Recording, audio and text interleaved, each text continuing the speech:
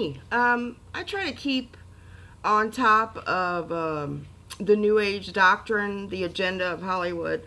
You guys know I've produced film for 20 years in LA, and I know there's an agenda, a liberal one, and that anything that's overtly biblical or based on Judeo Christian values is suppressed, and any scientific evidence that supports creation and so forth is suppressed as well. So there's a TV show called Lucifer. I knew it would be an agenda to help make Lucifer a sympathetic character. And what they've done on the show is they have attributed humanity to this celestial fallen being. And they also promote the theosophical and Illuminati doctrine. It's the same Babylonian system as Semiramis, the Egyptian Isis, Diana of the Greeks. It's the sacred female, male, yin-yang. It's the same Luciferian doctrine that every false religion has. They have him having a mother and a father, as if God had a consort and sexually created the universe through the union with her. So they have him being just a pouty child that is mad at daddy because it's not fair that he loved people more than his own children, and it is just it's nonsense. It's an agenda to make us receive Lucifer as the good guy and the God of the Bible as the bad guy.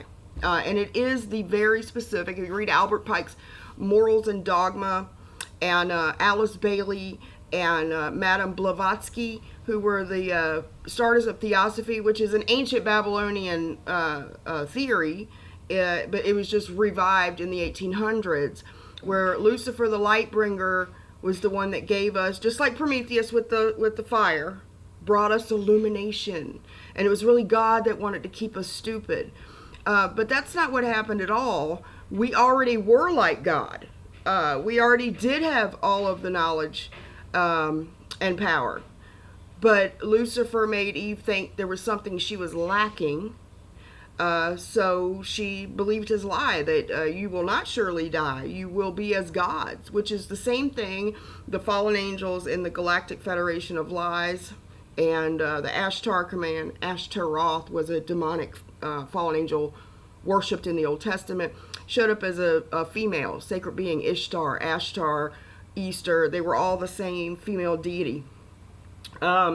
So it's absolutely creating sympathy for the devil. That's what it is. It's making us feel that he has feelings, and really he just rules hell. And we know he doesn't rule hell. Jesus has the keys to hell, death, and the grave. But that it was just his job to punish the bad people. And it's crazy. It's crazy. And people are falling for this. There's a false Jesus in the Galactic Federation of Light that gives this New Age reincarnation. Oh, love. See, it's all about tolerance, except towards Christians, because we're going to be holding back evolution. See, we're not letting the world, how dare you tell us our perfect utopia isn't real? And that's what's going to happen. It's going to be, everybody's going to say peace and safety, like Revelation says, and we're going to be like, nope, he's not the good one, he's the bad one. And we're going to rain on their parade, and we got to go. L. Ron Hubbard's wife clearly said that all Christians must be killed. And she said, don't worry, we'll do it. So they have no problem with executing us because we're holding the evolution of mankind back. I often wonder if the mark of the beast, because it says they cry out for death and it flees from them. I'm wondering if this mark has some kind of genetic change in humans and makes them the Gibborim, because in the Bible it says Nimrod became a Gibborim. How do you become one? Something changes genetically in them. It makes them Nephilim, or not Nephilim, because that's really the fallen ones. We're like Raphaim, the dead, the children of the fallen angels and the female humans. It all sounds crazy, but if you don't understand Genesis 6, you can't understand anything else. That the sons of God, the B'nai Elohim, made it with the daughters of men and created these abominations.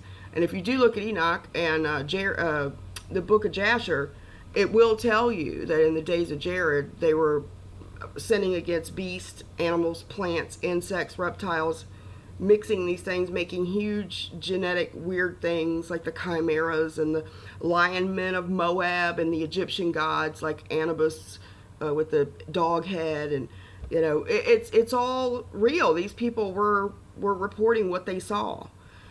So I'm starting to think that it might be something genetic, and that's why they can't be redeemed, that they're no longer human beings. Could be. Sounds kind of kooky, but there is an agenda. It's very real. The transhumanism movement, and we know that it also says in Scripture they will mingle themselves with the seed of men. That means something that's not human is mingling with human DNA. So, anyway, I just wanted to expose the show for the subtleties. Not really subtle if you know what they're trying to promote. But we know that the fallen angels are behind the Nazi eugenics program. They literally were the Aryans, the blonde-haired, blue-eyed master race that was giving technology to Hitler. And they were occultists, and they do manifest in the physical realm, although they're spiritual beings. But we've seen in the Bible lots of times where angels came and manifested as men and ate and did everything. So in Sodom, the men wanted to rape them. They're physical beings. So